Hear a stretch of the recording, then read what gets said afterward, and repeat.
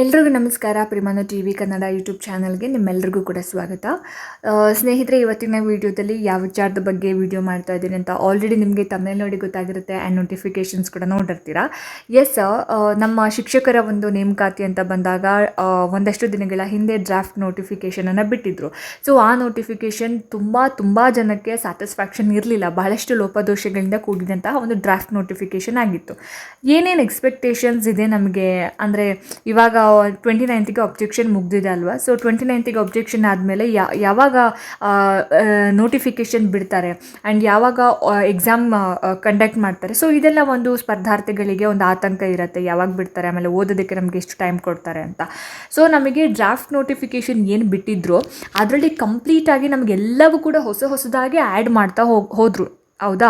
So PSTRಗೆ just 150 ಮಾರ್ಕ್ಸಿಗೆ ಇದ್ದಿದ್ದನ್ನು extra 250 ಮಾರ್ಕ್ಸ್ನ add ಮಾಡಿಬಿಟ್ಟು 400 ಮಾರ್ಕ್ಸಿಗೆ ಹಾಕಿದ್ರು.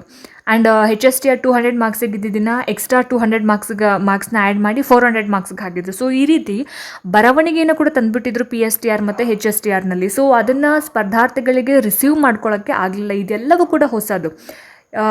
ಇಷ್ಟು ವರ್ಷ ಏನು ಎಕ್ಸಾಮ್ಗಳನ್ನು ಮಾಡ್ಕೊತಾ ಬಂದರು, PSTR, HSTR, GPSTR, ಸೊ ಎಲ್ಲವೂ ಕೂಡ ಹೊಸದಾಗಿ ಆ್ಯಡ್ ಮಾಡ್ಕೊತಾ ಬಂದರು. ಇನ್ನು ಭಾಷಾ ಸಾಮರ್ಥ್ಯ ಪರೀಕ್ಷೆ ಅಂತ ಬಂದಾಗಲೂ ಕೂಡ ನಾವು ಏನು 100 ಮಾರ್ಕ್ಸ್ಗೆ ಕನ್ನಡ ಬರಿತಾ ಇದ್ವಿ, ಅದರಲ್ಲಿ 50 ಮಾರ್ಕ್ಸ್ ಕನ್ನಡ, 50 ಮಾರ್ಕ್ಸ್ ಇಂಗ್ಲೀಷನ್ನು, ಅದನ್ನು ಕೂಡ ನಮಗೆ ಆಕ್ಸೆಪ್ಟ್ ಮಾಡ್ಕೊಳ್ಳೋದಕ್ಕೆ ಆಗಲಿಲ್ಲ. ತುಂಬ ಜನ ಕನ್ನಡ ಮೀಡಿಯಂ ಸ್ಟೂಡೆಂಟ್ಸ್ಗಳಿಗೆ ಸ್ವಲ್ಪ ಎಲ್ಲೋ ಒಂದು ಕಡೆ ಕಷ್ಟ ಅಂತ ಅನ್ನಿಸ್ತಾ ಇತ್ತು.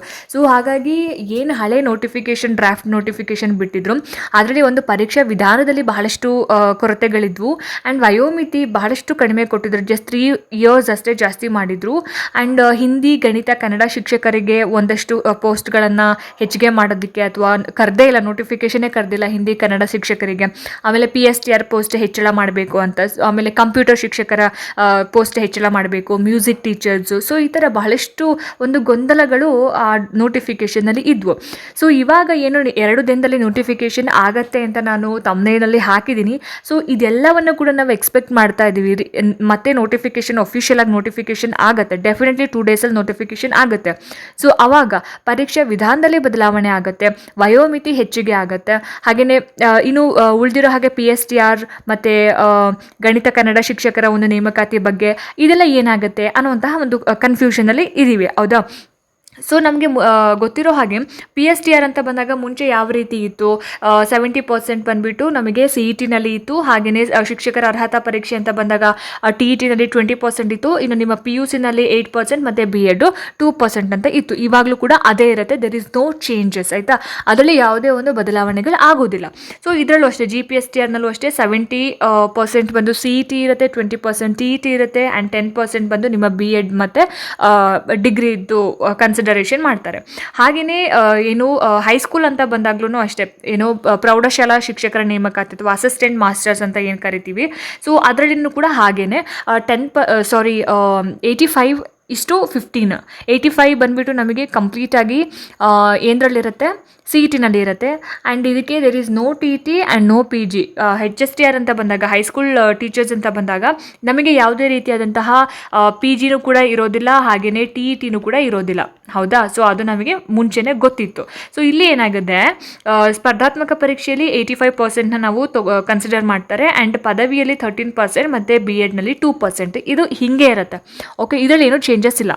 ಆ್ಯಂಡ್ ಇನ್ನೊಂದೇನಪ್ಪ ಅಂದರೆ ವಯೋಮಿತಿ. ಓಕೆ, ಸೊ ವಯೋಮಿತಿ ಅಂತ ಬಂದಾಗ ಇಲ್ಲಿ ನೀವು ನೋಡ್ತಾ ಇರ್ಬೋದು, ಸಾಮಾನ್ಯ ಅರ್ಹತೆ ಅಭ್ಯರ್ಥಿಗಳಿಗೆ 38 ಇಯರ್ಸ್ನ ಕೊಟ್ಟಿದ್ದಾರೆ. ಇದು ತುಂಬ ಕಡಿಮೆ ಆಯಿತು. ಸೊ ಹಾಗಾಗಿ 40 ಇಯರ್ಸ್ ಇಲ್ಲೇ ಆಗಬೇಕು, ಆಯಿತಾ.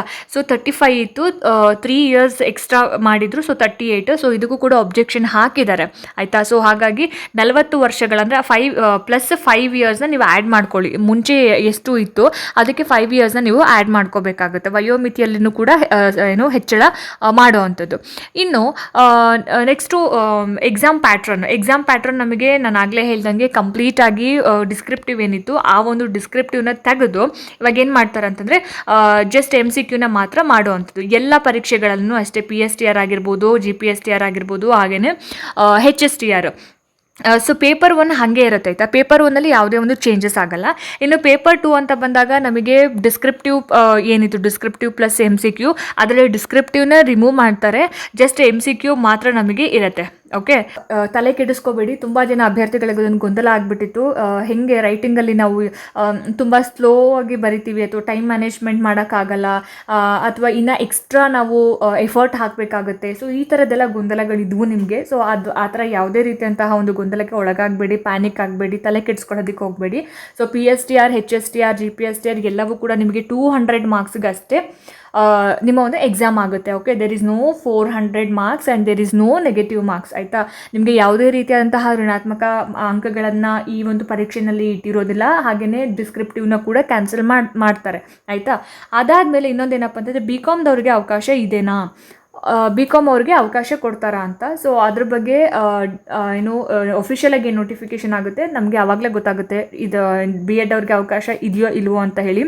ಸೊ ಕೊಟ್ಟರು ಒಳ್ಳೆಯದು, ಅವರಿಗೂ ಕೂಡ ಏನು TT ಬರೆಯೋಕ್ಕೆ ಅವಕಾಶ ಕೊಟ್ಟಿದ್ದಾರೆ ಆ್ಯಂಡ್ B.Ed ಮಾಡೋದಕ್ಕೆ ಅವಕಾಶ ಕೊಟ್ಟಿದ್ದಾರೆ. ಸೊ ಇಷ್ಟೆಲ್ಲ ಕೊಟ್ಟ ಮೇಲೆ ಅವರು ಹೇಗೆ ಟೀಚರ್ಸ್ ಆಗೋದಕ್ಕೆ ನಮಗೆ ಎಲಿಜಿಬಿಲಿಟಿ ಇಲ್ಲ ಅಂತ ಅವರು ಕೂಡ ಕ್ವೆಶ್ಚನ್ ಮಾಡ್ತಾರಲ್ವ. ಸೊ ಹಾಗಾಗಿ ಇದು ಒಂದು ಅರ್ಹತೆಯ ಪರೀಕ್ಷೆ, ನಿಮ್ಮ ಒಂದು ಏನು ಎಲಿಜಿಬಿಲಿಟಿನ ನೀವು ಇಲ್ಲಿ ಕಂಡ್ಕೊಳ್ಬೋದು. ಸೊ ಕಾಂಪಿಟೇಷನ್ ಜಾಸ್ತಿ ಇದೆ, ಹಾಗಂತ ಅಂದ್ಬಿಟ್ಟು ಅವ್ರಿಗೆ ಅವಕಾಶ ಕೊಡಬೇಡಿ, ಇವ್ರಿಗೆ ಅವಕಾಶ ಕೊಡಬೇಡಿ ಅಂತ ಹೇಳೋ ರೈಟ್ಸ್ ಯಾರಿಗೂ ಇಲ್ಲ. ಓಕೆ, ಸೊ ಇಲ್ಲಿ ನಿಮ್ಮನ್ನು ನೀವು ಪ್ರೂವ್ ಮಾಡ್ಕೋಬೇಕು. ಸೊ ಅದ್ರ ಕಡೆ ಕಾನ್ಸಂಟ್ರೇಟ್ ಮಾಡಿ. ಸೊ ಪೋಸ್ಟ್ಗಳ ಸಂಖ್ಯೆ ಹೆಚ್ಚಿರಲಿ ಕಡಿಮೆ ಇರಲಿ, ಅಥವಾ BCom ಅವ್ರಿಗೆ ಅವಕಾಶ ಕೊಡಲಿ ಕೊಡದೇ ಇರಲಿ, ಸೊ ಯಾವುದೇ ಒಂದು ವಿಚಾರಕ್ಕೆ ನೀವು ತಲೆ ಕೆಡಿಸ್ಕೋಬೇಡಿ. ಇದು ಯಾಕಂತಂದರೆ ಎಷ್ಟೋ ವರ್ಷಗಳು 2015 ಲಾಸ್ಟ್ ನೋಟಿಫಿಕೇಷನ್ ಆಗಿದ್ದು, 10 ವರ್ಷಗಳ ಕಾಲ ಯಾವುದೇ ಒಂದು ನೋಟಿಫಿಕೇಷನ್ ಆಗಿಲ್ಲ. ಸೊ ನೀವು ಈ ಒಂದು ಪ್ರಿಷಿಯಸ್ ಟೈಮ್ ಏನಿದೆ ನೀವು ತುಂಬ ಚೆನ್ನಾಗಿ ಯುಟಿಲೈಸ್ ಮಾಡ್ಕೋಬೇಕಾಗುತ್ತೆ. ಹಾಗಾಗಿ ಎಕ್ಸಾಮ್ನ ಬಗ್ಗೆ ನೀವು ತಲೆ ಕೆಡಿಸ್ಕೋಬೇಡಿ, ಅಥವಾ ಬೇರೆ ಯಾರಿಗೆ ಅವಕಾಶ ಕೊಡ್ತಾರೆ ಕೊಡಲ್ಲ ಅನ್ನೋದ್ರ ಬಗ್ಗೆ ನೀವು ತಲೆ ಕೆಡಿಸ್ಕೋಬೇಡಿ. ಸೊ ಇನ್ನು 2 ದಿನದಲ್ಲಿ ನೋಟಿಫಿಕೇಶನ್ ಆಗುತ್ತೆ. ಸೊ ನಾನು ಬಿಫೋರ್ ಲಾಸ್ಟ್ ವಿಡಿಯೋದಲ್ಲೂ ಕೂಡ ಹೇಳಿದೆ, ಆಗಸ್ಟ್ ಫಸ್ಟ್ ವೀಕಲ್ಲಿ ನೋಟಿಫಿಕೇಶನ್ ಡೆಫಿನೆಟ್ಲಿ ಆಗುತ್ತೆ ಅಂತ. ಸೊ ಬಹಳಷ್ಟು ಅಭ್ಯರ್ಥಿಗಳಿಂದ ಅಬ್ಜೆಕ್ಷನ್ ಹೋಗಿರೋದ್ರಿಂದ ಸೊ ಶಿಕ್ಷಣ ಇಲಾಖೆನೂ ಕೂಡ ಅದರ ಬಗ್ಗೆ ಕೂಲಂಕುಷವಾಗಿ ಚರ್ಚೆ ನಡೆಸಿ ಒಂದು ಫೇರ್ ಡಿಸಿಷನನ್ನು ತಗೊಂಡಿರೋವಂಥದ್ದು. ಸೊ ಈ ಒಂದು ಡಿಸಿಷನ್ ಏನು ಶಿಕ್ಷಣ ಇಲಾಖೆ ತಗೊಂಡಿದೆ ಅದೆಲ್ಲರಿಗೂ ಕೂಡ ಒಪ್ಪಿಗೆ ಆಗುತ್ತೆ ಅಂತ ಭಾವಿಸ್ತೀನಿ.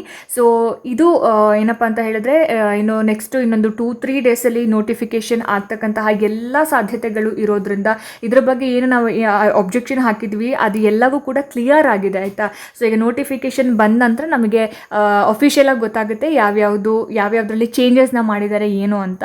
ಸೊ ಇವಾಗ ನಿಮ್ಮ ಮುಂದೆ ಇರೋದು ನಿಮ್ಮ ಪುಸ್ತಕ, ಹಾಗೆಯೇ ನೀವು ಅಷ್ಟೇ, ಬೇರೆ ಯಾವುದೇ ವಿಚಾರಗಳಿಗೂ ತಲೆ ಕೆಡಿಸ್ಕೊಳ್ಳೋಕೆ ಹೋಗಬೇಡಿ. ಯಾಕಂತಂದರೆ ನಮಗೆ ತುಂಬ ಕಡಿಮೆ ಟೈಮ್ ಇದೆ. ಆಯಿತಾ, ಸೊ ಆ ಕಡಿಮೆ ಟೈಮನ್ನು ನಾವು ಎಷ್ಟು ಸಫಿಷಿಯೆಂಟಾಗಿ ಬಳಸ್ಕೋತೀವಿ ಅನ್ನೋದ್ರ ಮೇಲೆ ಡಿಪೆಂಡ್ ಆಗುತ್ತೆ.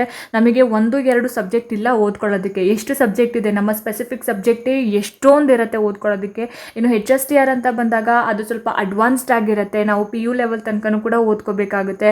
ಅದ್ರ ಜೊತೆಗೆ ಕರೆಂಟ್ ಅಫೇರ್ಸ್ ಕವರ್ ಮಾಡಬೇಕು, ಮೆಂಟಲ್ ಎಬಿಲಿಟಿ ಕವರ್ ಮಾಡಬೇಕು, ಹಾಗೆಯೇ ಕಂಪ್ಯೂಟರ್ ಇರುತ್ತೆ, ಸಾಮಾನ್ಯ ಕನ್ನಡ ಇರುತ್ತೆ, ಸಾಮಾನ್ಯ ಇಂಗ್ಲೀಷ್ ಇರುತ್ತೆ. So there is lot of subjects ಅಲ್ವಾ ಓದ್ಕೊಳ್ಳೋದಕ್ಕೆ. ಸೊ ನಮಗೆ ಟೈಮೇ ಇರೋದಿಲ್ಲ ಇದ್ರ ಬಗ್ಗೆ ಎಲ್ಲ ಯೋಚನೆ ಮಾಡ್ತಾ ಕೂತ್ಕೊಳ್ಳೋಷ್ಟು. ಸೊ ಹಾಗಾಗಿ ನೋಟಿಫಿಕೇಷನ್ ಇನ್ನು 2-3 ದಿನಗಳಲ್ಲಿ ನೋಟಿಫಿಕೇಷನ್ ಆಗುತ್ತೆ. ಮತ್ತು ಸಿಲೆಬಸ್ ಅಫಿಷಿಯಲ್ ಆಗಿ ಯಾವ ಸಿಲೆಬಸ್ನ ಓದಬೇಕು ಅನ್ನೋದ್ರ ಬಗ್ಗೆ ಕೂಡ ಡೌಟ್ ಇರುತ್ತೆ. ಆ್ಯಂಡ್ ಪೇಪರ್ 1 ಅಂತ ಬಂದಾಗ ನಿಮಗೆ ಆಲ್ರೆಡಿ ಗೊತ್ತೇ ಇದೆ, ಲೈಕ್ ಅದರಲ್ಲಿ ಕನ್ನಡ ಇರುತ್ತೆ, ಇಂಗ್ಲೀಷ್ ಇರುತ್ತೆ, ಮೆಂಟಲ್ ಎಬಿಲಿಟಿ ಇರುತ್ತೆ, ಕಂಪ್ಯೂಟರ್ ಇರುತ್ತೆ, ಸೈಕಾಲಜಿ ಇರುತ್ತೆ. ಸೊ ಅದನ್ನು ಹೊರತುಪಡಿಸಿ ನಿಮಗೆ ಬೇರೆ ಯಾವುದೂ ಕೇಳಲ್ಲ. ಮತ್ತು ಸ್ಪೆಸಿಫಿಕ್ ಸಬ್ಜೆಕ್ಟು. ಸೊ ನಾವು ಟೀಚರ್ಸ್ ಆಗಿರೋದ್ರಿಂದ ನಾವು ಎಷ್ಟನೇ ಕ್ಲಾಸಿಗೆ ಟೀಚ್ ಮಾಡ್ತೀವಿ, ಇವಾಗ 6th to 12th ಸ್ಟ್ಯಾಂಡರ್ಡ್ ತನಕ ಇರ್ತಕ್ಕಂಥ ಎಲ್ಲ ಸಬ್ಜೆಕ್ಟ್ಸ್ಗಳನ್ನ ನಾವು ನೀಟಾಗಿ ನಮ್ಮ ಒಂದು ಸ್ಪೆಸಿಫಿಕ್ ಪೇಪರ್ಗೆ ಸಂಬಂಧಪಟ್ಟ ಹಾಗೆ ಸಿಲೆಬಸ್ನ ಕವರ್ ಮಾಡ್ಕೋಬೇಕು. ಪ್ರೀವಿಯಸ್ ಇಯರ್ ಕ್ವೆಶನ್ ಪೇಪರ್ಸ್ಗಳನ್ನ ನೋಡಿ ನಿಮಗೊಂದು ಐಡಿಯಾ ಬರುತ್ತೆ. ಸೊ ಹಾಗಂತ ನೀವು ಯಾವುದನ್ನು ಇನ್ನೂ ಓದಕ್ಕೆ ಸ್ಟಾರ್ಟ್ ಮಾಡ್ದಿರಾ ಕ್ವೆಶನ್ ಪೇಪರ್ ಹಿಡ್ಕೊಂಡು ಓದಿ ಅಂತ ನಾನು ಯಾವ ಕಾರಣಕ್ಕೂ ಹೇಳಲ್ಲ. ಇವಾಗ ನೀವು ಕ್ವೆಶನ್ ಪೇಪರ್ ಓದಿದ್ರೆ ಆ ಕ್ವೆಶನ್ಗೆ ಮತ್ತು ಹಿಂದೆ ಮುಂದೆ ಅಷ್ಟೇ ಆನ್ಸರ್ ಗೊತ್ತಾಗುತ್ತೆ ಹೊರತು ಅದರ ಕಂಪ್ಲೀಟ್ ಹಿನ್ನೆಲೆ ನಿಮಗೆ ಗೊತ್ತಾಗಲ್ಲ, ಅದು ಹಿಸ್ಟ್ರಿ ನಿಮಗೆ ಗೊತ್ತಾಗಲ್ಲ. ಅದಕ್ಕೆ ಫಸ್ಟು ನೀವು ಥಿಯರಿನ ಮುಗಿಸ್ಕೊಳ್ಳಿ. ಆಯಿತಾ, ಸೊ ಥಿಯರಿನ ಮುಗಿಸ್ಕೊಂಡು ನಿಮಗೆ ಇನ್ನೂ 1 ಮಂತ್ ನನಗೆ ಟೈಮ್ ಇದೆ ಅನ್ನೋವಾಗ ನೀವು ಏನು ಮಾಡಬೇಕು, ಕ್ವೆಶನ್ ಪೇಪರ್ನ ಓದೋಕ್ಕೆ ಶುರು ಮಾಡಬೇಕು. ಹಾಗಂತ ನೀವು ಕ್ವೆಶನ್ ಪೇಪರ್ನ ನೋಡಲೇಬೇಡಿ ಅಂತ ಹೇಳ್ತಿಲ್ಲ, ಬಟ್ ನಿಮಗೆ ಒಂದು ಮಾದರಿಗೆ ನೀವು ಕ್ವೆಶನ್ ಪೇಪರ್ನ ನೋಡಬೇಕಂದ್ರೆ ಯಾವ್ಯಾವ ಕ್ವೆಶನ್ಸ್ಗಳನ್ನು ಯಾವ ವಿಭಾಗದಿಂದ ತೆಗೆದಿದ್ದಾರೆ, ಎಷ್ಟು ಮಾರ್ಕ್ಸಿಗೆ ಹಿಸ್ಟ್ರಿ ಕೇಳಿದ್ದಾರೆ, ಎಷ್ಟು ಮಾರ್ಕ್ಸ್ಗೆ ಜಿಯೋಗ್ರಫಿ ಕೇಳಿದ್ದಾರೆ, ಅದೊಂದು ಐಡಿಯಾ ಬೇಕು ನಿಮಗೆ.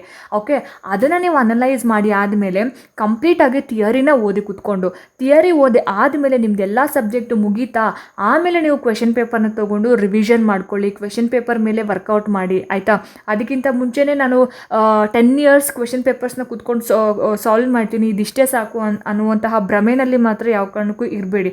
ಬಿಕಾಸ್ 15,000 ಪೋಸ್ಟ್ಗೆ 15 ಲಕ್ಷ ಜನ ಹಾಕೋರು ಇದ್ದಾರೆ ಟೀಚರ್ಸು ಆಯಿತಾ. ಸೊ ಎಸ್ಪೆಷಲಿ ಸೋಷಿಯಲ್ ಸ್ಟಡೀಸ್ ಅಂತ ಬಂದಾಗ ತುಂಬ ಹ್ಯೂಜ್ ಕಾಂಪಿಟೇಷನ್ ಇರುತ್ತೆ. ಎಷ್ಟೇ ಕಾಂಪಿಟೇಷನ್ ಇದ್ದರೂ ಕೂಡ ನಿಮ್ಮ ಡೆಡಿಕೇಶನ್, ನಿಮ್ಮ ಹಾರ್ಡ್ ವರ್ಕ್ ಮುಂದೆ ಅದು ಯಾವುದೋ ಮ್ಯಾಟ್ರ್ ಆಗಬಾರ್ದು.